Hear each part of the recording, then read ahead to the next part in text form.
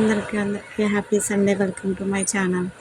నేను మార్నింగ్ వేసాను, అవన్నీ తుడిసేసాను, క్లీన్ చేసి రెడీ అయిపోయి టిఫిన్ వేసాను. మినపట్టు ఆమ్లెట్ వేసుకున్నాం సండే కాబట్టి.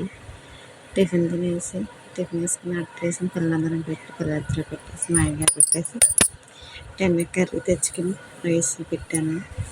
రైస్ పెట్టి చేపల ఫ్రై, చేపల పులుసు పెట్టాను. ఇవాళ చేపల ఫ్రై పెట్టాను. మసాలాలన్నీ కలుపుతాను. ఉప్పు, కారం, మసాలా, చికెన్, ఫిష్ మసాలా అవన్నీ వేసి కలిపి ఫ్రై చేస్తాను. పక్కన పెట్టేసాను. చేపల కర్రీకి ఏమో ఉల్లిపాయ పేస్ట్ వాడాను. ఉల్లిపాయ టమాటా పేస్ట్ ఆడేసి పక్కన పెట్టుకున్నాను. అవి కలిపేసి పక్కన పెట్టి చేపల కర్రీ వేయాలి. ఫస్ట్ ఆయిల్ వేసి దాంట్లో పచ్చిమిరపకాయలు వేసి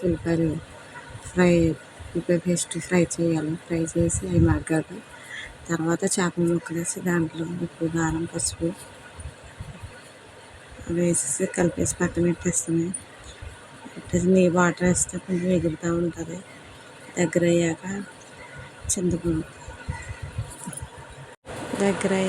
దగ్గరకంటే ఉడికాక కరివేపాకు, కొత్తిమీర వేసుకుని కట్టేసుకున్నాయి.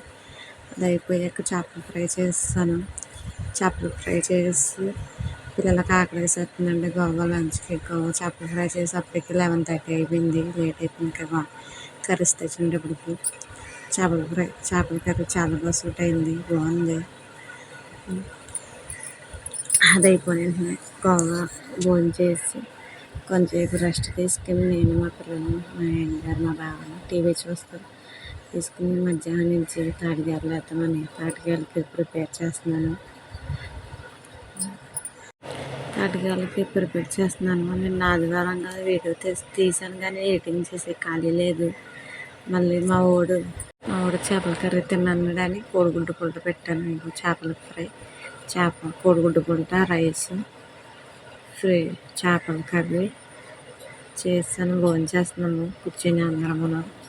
వాళ్ళందరినీ తీయలేదు, వాళ్ళందరూ వీడియోలో పాటలంట. అందుకని ఒక్కదాన్ని తీసుకుని ఒక్కదాన్ని తింటున్నాను. మధ్యాహ్నం 2:30 నుంచి తాటికాయలు పేసిన తెచ్చి మొదలెట్టాను. పేసిన తీసి తాటికాయలు వేద్దామని రెడీ చేస్తున్నాను. తాటికాయలు చేతబుట్టి పేసిన చేసి బోల్ టైం పడుతుంది, చాలా టైం పట్టేసింది.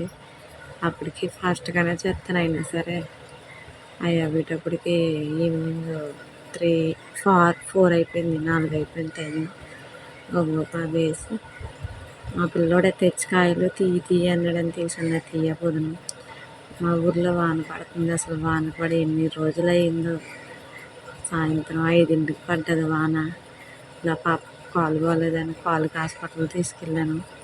వాన తగ్గాక వానని చూసి చాలా ఆనందం పడ్డాను. ఎప్పటి నుంచో వాన పడుతుందని చూసి ఇప్పుడు పడ్డది. చాలా ఆనందంగా ఉంది. ప్లీజ్ లైక్ చేసి సబ్స్క్రైబ్ చేసుకోండి. బాయ్.